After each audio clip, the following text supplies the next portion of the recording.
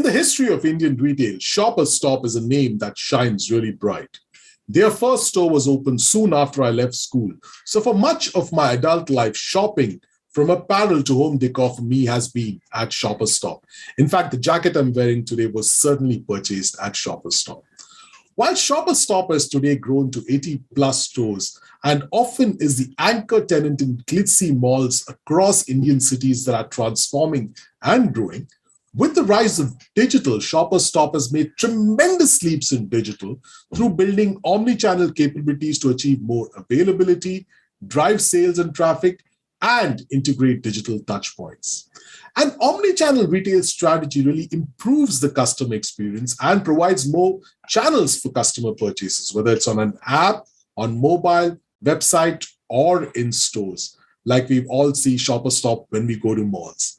And while Shoppers Stop is well on this route, the pandemic really made it an imperative.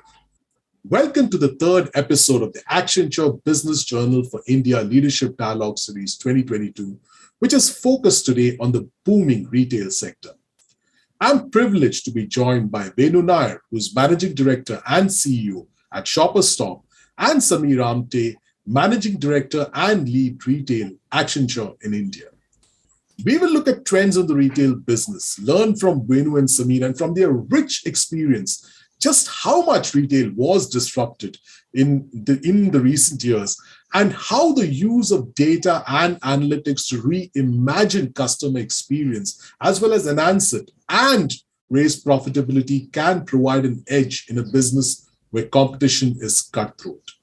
We will learn how, despite starting out as a brick and mortar retailer and achieving market leadership in an era where online shopping was just a mere dream, Shoppers Stop today has now become the go-to digital destination for customers through constant innovation. Welcome to this conversation, Venu and Sameer. It's a privilege to have you here. Thank you. Thank you very much. It's a privilege for us as well. Thank you, Sameer.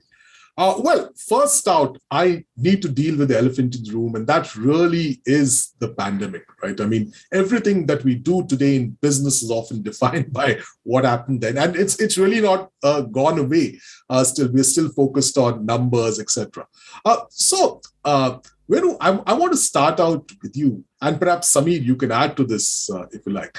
Since the acceleration of online, and what has happened is the digital customer has become one of the most important trends that has emerged from the pandemic. Do you feel that there has been a need to reimagine the business model itself, or was it something where you all were well on the way and aware? Thanks, Igor, and thanks for that question. Interesting one. And I must say, when you said, let's start with the elephant in the room and the pandemic, and it was almost remembering something which we've been trying to forget. Because obviously the pandemic was a big hit. The retail industry was very badly impacted. And truly, it has forced all of us to rethink what we do, how we do.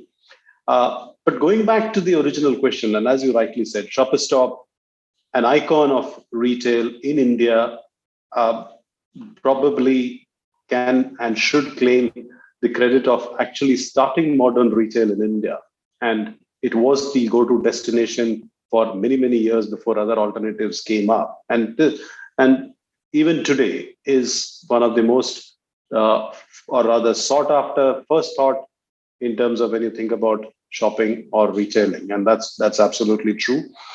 In fact, my first jacket was also definitely was from Shoppers Stop. And I know it was from the first store of Shoppers Stop in Andheri.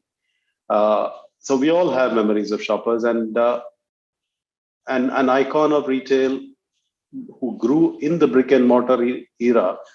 Shoppers has been in the forefront, thought through about e-commerce as early as 1999, adopted e-commerce as a separate channel, invested into SAP Hybris in 2017. But at the same time, it was an additional channel, and it was if I were to get into the nitty-gritty, it was a multi-channel approach rather than an omni-channel approach. It had e-commerce as a separate channel for consumers, and it had stores as the main channel. What COVID did and what the pandemic did was to force the business to relook at the model, and it definitely has adopted, and moved from being a multi-channel retailer to an omni-channel retailer. And I think that's the biggest shift that has happened. While the fundamentals of the business remain the same, what it has done is to bring omni-channel to the forefront of being the focus for the business. And this is something which not just retailers like Shoppers Stop, but also propel the brands to revisit their strategies and business model, because the consumer dynamics has changed, their preferences have changed. Our own omni-channel approach has led us to invest into digital technology to create personalized purchasing experiences for our customers with evolving and varied tastes. And thanks to Samir and his team, who have helped us tremendously in that journey to be able to scale up at pace and bring our whole e-commerce digital experience to be at par with the rest of the competition. And our omni-channel transformation, I would say, is perfectly in sync with time. Our aim was to replicate an appealing in-store experience with a similar browsing experience, with an array of categories and brands across all the channels. With the Shopper Stop app, and now it's got a cumulative download of over 14 million, we have further revamped that user interface, and we now provide exceptional browsing experience. And that's really the shift that has happened. Our focus and any conversation that we now have, it's digital first, along with what we would do in stores. And I think that's the shift which has come through. And that's because that's the way customers now looking at. And it offers customers flexibility, ease, and it has re-energized our brand, and it has delivered sustainable growth for our stakeholders. Well, thank you so much, Venu, for explaining this in detail. Samir, I wanted to throw the same question to you, but from a different perspective. You represent Accenture and you all consult with some of the top retail brands in the world. How do you see the importance of omni-channel in retail growing, and especially during the pandemic? And how have you all seen the pandemic accelerating this trend? And how has the industry really responded? I want to understand that from you. Venu covered, our journey with, Shopper Stop. But to be very honest, I think if you take into consideration the era before COVID, the challenge was, India is an organization or a country which is, you take into consideration any category. It is 50% organized and 50% unorganized.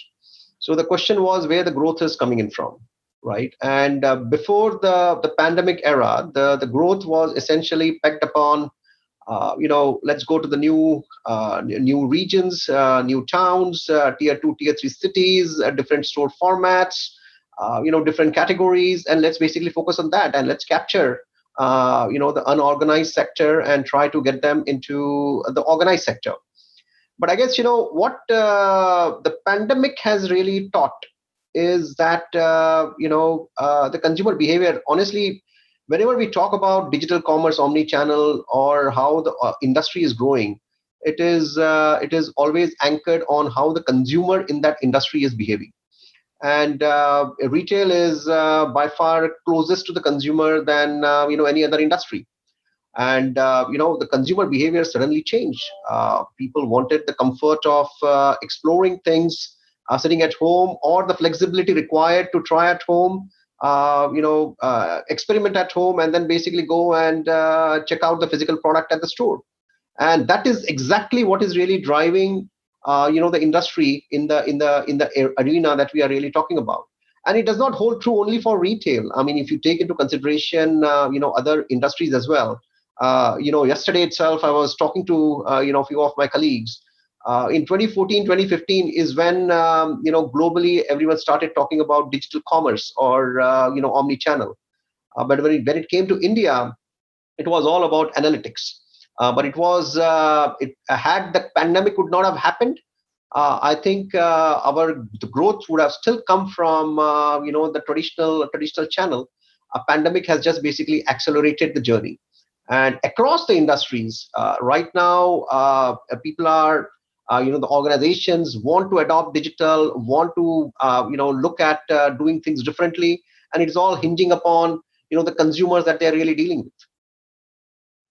Absolutely, Samir. I think the pandemic really shifted things on every in every sector, right? So many things, just whether it's the future of work or literally anything that you imagine was transformed. But since you spoke about data and analytics, that's a question I want to ask you, Venu. How is Shoppers Stop really with Accenture? How are you leveraging some of these data and real-time analytics tools, and how does it help you from a perspective of better decision making, faster decision making, supply chain logistics, and customer centricity for both digital and physical customers? And especially if you can share some examples here, that'll be really insightful. Very good question, Yvonne. And I think again, what the pandemic has done is to highlight, focus, and emphasize the opportunity that data gives. I think it's fair to say that retail always had a lot of data. We've got transactions happening every single minute. We've got cameras which were recording the movement of people, but it was not utilized or used as much as we can. And what we as a business at Shoppers Stop we did was to firstly sit down, think through in terms of what we should be doing. And again, conversations with Samir and his team, Accenture, and the first thing which we realized what we need to do is to harvest this data and get the data in a form which you can harvest it. And we invested into a data lake and created a whole data warehouse, a program which we internally call Jarvis. And thanks to Samir and his team for building that for us. And effectively what we did was to get all of the various data sources that we have and all the various data that we have onto one platform. If you think about it, we as a retail business, we've got data of consumers who are browsing with us. We've got data of customers who are shopping on our app. We've got data of customers who are walking into our store, products that they're buying. We have a rich database of 9 million first citizen customers, and we have their purchase history with us as well as what they are currently purchasing. And based on that, it gives us the ability to be able to then create models. So what we are now doing is leveraging our data analytics capabilities by combining these customer interactions both in store and online. Multiple analytical models like the propensity model, market basket analysis, cross-category analysis, and much more is being used to target the customer smartly and enhance the whole customer experience. Further, what we are now able to do is to use that data to also assist and help our personal shoppers. And personal shoppers is something very unique to Shoppers Stop, where we have styling experts who assist customers in store and online to make their purchase. But to assist these personal shoppers, we now have data when a customer is engaging with them based on their history and based on their cohort. We can also predict as to what is it that they are likely to like, whether which product, which brand, which category. And hence that personal shopper is able to give a much more value-added service to the customer. We use analytics and AI to be able to offer them products which they are likely to buy. Similarly, the information that we have on our customers and what they buy, we are able to tailor the assortment of brands that we would have in our stores. From a regional basis, we can tailor the brands that we are doing. Similarly, we are also able to, not just from a brand perspective, but also from a category perspective, make those changes. And again, this is possible only because of analytics and the data that we now have. And our focus will continue to remain on fostering personalized consumer experiences, customer experiences, and using data collected from our loyalty program and the customer data models to be able to do this.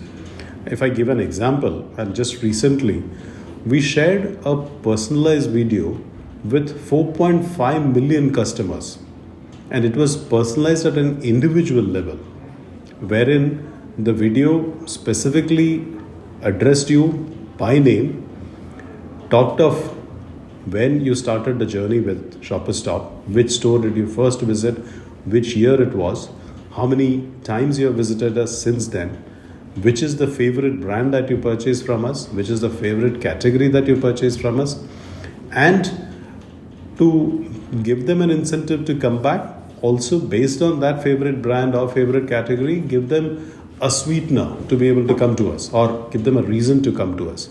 And that was extremely successful, and it gave us significant incremental sales by being able to do that at that level of personalization. So, Ivor, I mean, what Venu just talked about is nothing but an example of this buzzword that is there in the industry called hyper personalization, right? I mean, it cannot get better than that. Otherwise, this example is absolutely brings this hyper personalization to life. Otherwise, it remains in theory. But let me just basically also tell you, I mean, when we talk about disruption, because all the industries are getting disrupted, so the journey to disruption starts with data, which means there are three-pronged journey, or three basically ways in which one can really go through it. The number one stage is basically ensuring that you or the organizations understand the rich data that is getting generated in a real-time basis in the organization itself.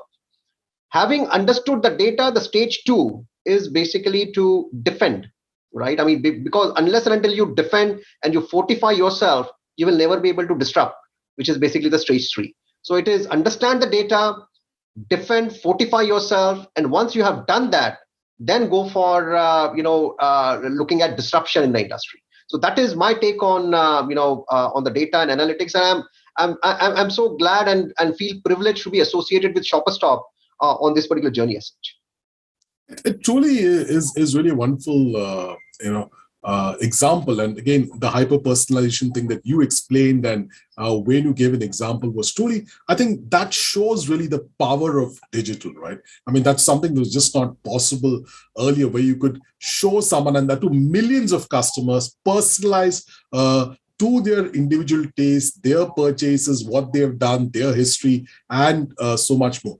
It's really fascinating. But one of the things is also, what is the next thing is perhaps the metaverse, right? And that is really the buzzword today. It's really become the trend. And now that I think a significant percent, I believe 70 to 80% of sales are originating online for Shoppers Stop, I wanted to understand from y'all, from Venu as well as you, Samir, how do you see the play of metaverse in an omni-channel strategy, and especially Venu that you are executing, and what are some of the investments y'all are doing when it comes to creating or really entering the metaverse? Well, I guess, Ivor, I mean, this is a great question. I mean, in 2013, 2014, Accenture came out and said that in the next 5 years, every business is going to be a digital business. And we have seen that happen, right? I mean, and we are in 2022. And, there is no qualms basically from Accenture perspective when we say that every business is going to be a metaverse business in the next, few years. I mean, this thing is really, catching up. Like yesterday itself, we were in a global award, internal Accenture award, where the awards were given to us in a metaverse world, right? I mean, there were around about more than 1 lakh people who were recruited in Accenture in India on metaverse, not coming to the physical office. And I think, as this journey continues, I think there is a big play for the retailers. There are food chains. They're already talking about setting up their, basically chains in the metaverse world. There are folks who are talking about Daler Mehendi is basically talking about having a concert in the metaverse world. And, yes, I mean, once you are in that particular world, it is but natural that you want to have a very trendy avatar of yourself. Because, at the end of the day, we all joined Facebook and Instagram just because our peers and friends joined it. And that is exactly what is going to happen on the metaverse, because it is going to be the friends and the social pressure is going to be so much that we will all would want to actually connect on a social in a metaverse world. And once we connect there, I mean, we would need good clothes, good glasses, good jackets, because we want to appear ourselves trendy in that particular setup. Yes, we would want to have, we will feel hungry. So there should be, there should be a food chain where I can order my burger or my coffee, which can get delivered to me in a real-time basis. I mean, the opportunities are immense. It is, are we an expert at this particular point of time? The answer is no. But we are all, learning, exploring, and together, I have no qualms in saying that metaverse is the next big thing in the consumers, industry, and all the industries supporting the consumers will have to move in that direction. So, Venu, how are y'all really preparing for this metaverse, right? Because clearly, y'all have, when it comes to retail in India, your Shopper Stop is the de facto number one. It's an icon, right, for all of us who've grown up. So clearly, when I'm on the metaverse, if when I'm looking out for apparel or for my avatar, Shopper Stop would be the one choice I would have. So how are you all really planning to leverage this? I'm sure huge demand, but also huge opportunity for yourself. Yeah, I think obviously we have to take it in stages. And the period in the last 18 to 24 months, it's been a period of tremendous change, transformation, and moving from being a brick and mortar business to being a digital first omnichannel business. And that's really where our focus has been. And even as that has evolved, we've seen tremendous shifts. And I think that is something which is true in the new world as well. The speed at which technologies change, technologies adapt, and also it morphs into something else. And if I were to talk about something related, it's just the whole content and how content has moved on from being still images to being influencers, from influencers being into influencers now doing live streaming. And then I think the next stage into that is where metaverse will start to come into play. And we're very conscious of it. We are brainstorming internally on how we draw synergies and how we integrate metaverse into our whole customer journey.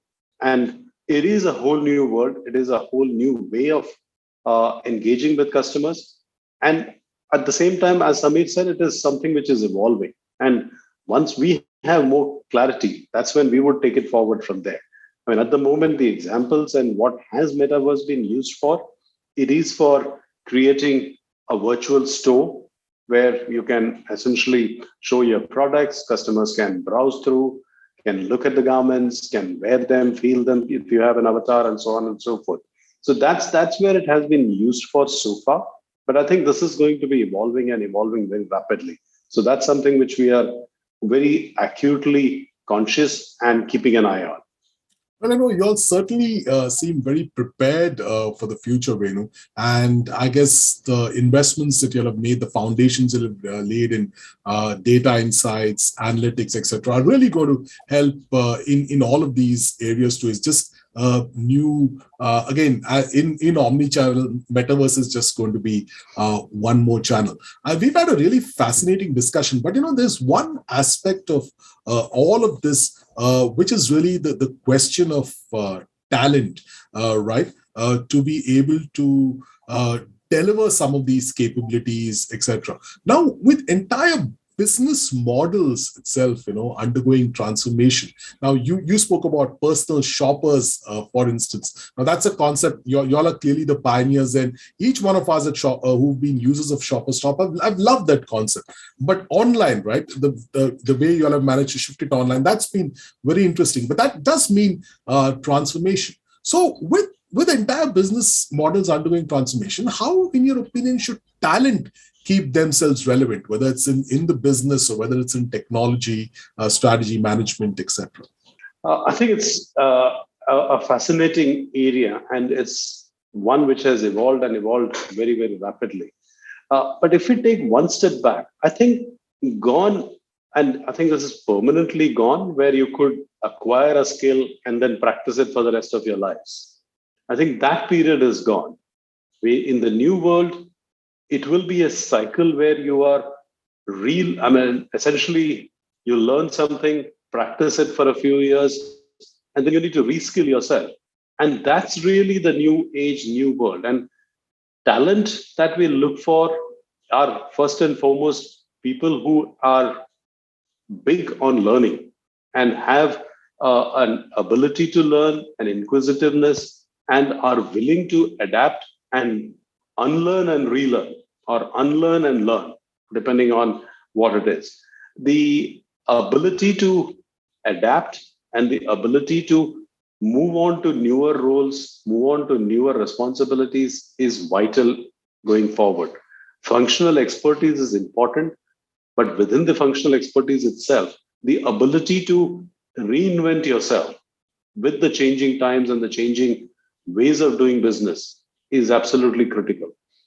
Equally, having a digital mindset and being able to adapt to digital is absolutely vital going forward, because every aspect of business, whether it is HR, whether it is finance, whether it is visual merchandising, digital has had an impact and will continue to have an impact and will have a ever increasing level of impact. And hence the ability to adopt technology, the ability to digitalize and be able to use that digital to drive efficiencies and drive responses is vital. Absolutely. Yeah, and just to add on to what Venu has just said, that at least from the what we are seeing, because we are in the middle of assisting multiple organizations on the digital transformation journey, and and the reason I say that it's a journey is because it takes time. It is not about just executing a tool or a concept. It is about organizations, or when we say organization is a big word. At the end of the day, it is all about people. It is people adopting that change, right? And the biggest and the journey is longer or shorter. It depends upon how are the people within an organization are able to pivot themselves to the new world of digital, and basically accept it as the way of life as they go about doing their work. I would say that is the single most important thing in the Indian organizations or the Indian enterprises that we all need to really work towards, to get our folks, to get our people to really adopt in a fast manner, so that the transformation becomes as fruitful and as short a journey as it is. And at the end of the day, when the organizations transform, there is a significant value that is attached to it. I think you made a very, very important point, Sameer, that, while digital is key, digital is critical, people are at the heart of it. And unless people are transformed, you really can't. I mean, there's really no point of digital transformation. It really cannot happen, because it won't really drive business transformation.